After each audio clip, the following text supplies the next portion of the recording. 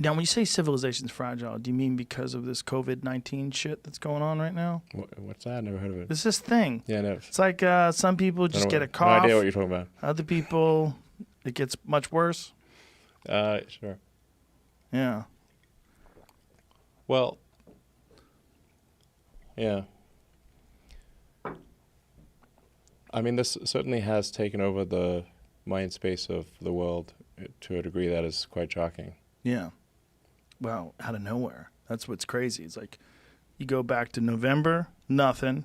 Now here we are, December, January, February, March, April, May, 6 months, totally different world.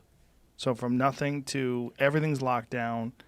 There's so much conflicting information and conflicting opinions about how to proceed, what has happened. You find things where there was a meat packing plant, I believe, in Missouri, where 300 plus people were asymptomatic, tested positive or asymptomatic. And then in other places, it just ravages entire communities and kills people. And it's so weird. It almost appears on the like if you didn't know any better, you'd be like, what? It seems like there's a bunch of different viruses. It doesn't seem like it's the same thing, or has a bunch of different reactions to the biological variety of people. Yeah. I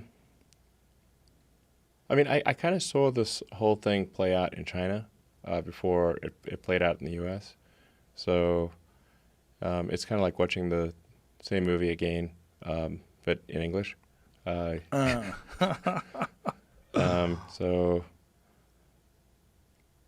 yeah.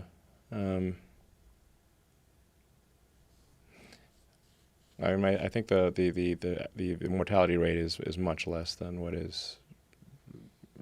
say the World Health Organization said it was. It's very much less. It's like probably at least an order of magnitude less. Well, it seems to be very deadly to very specific kinds of people and people with specific problems. Yeah, I mean, if you can look at the mortality statistics, by age and whether they have comorbidities, like do they have like basically existing conditions, and by age, and if you're below 60 and have no serious health issues, the probability of death is extremely low. It's not zero, but it's extremely low. They didn't think that this was the case, though, when they first started to lock down the country. Do you think that it's a situation where once they've proceeded in a certain way, it's very difficult to correct course?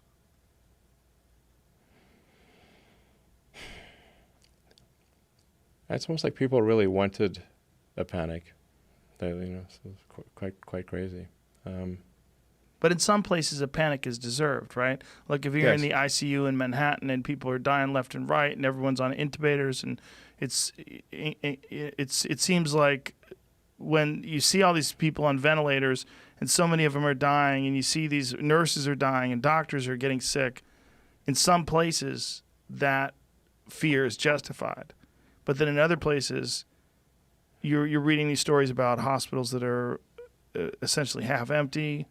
They're having to furlough doctors and nurses because there's no work for them. Most of the hospitals in the United States right now are half empty. In some cases, they're at 30% capacity.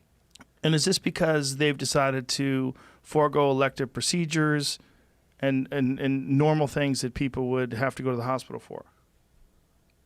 Yes, I mean, and we're not talking about just some of these elective procedures are quite important. Yes. Like it's like you have a bad heart. Gallbladder disease, yeah, sure. Yeah, and you need a triple bypass. It's like sort of elective, but if you don't get it done in time, you're going to die. Yeah. Elective's a weird word. Yeah, elective. It's not like, hey, I want to. It's not like plastic surgery or something. Right. It's like.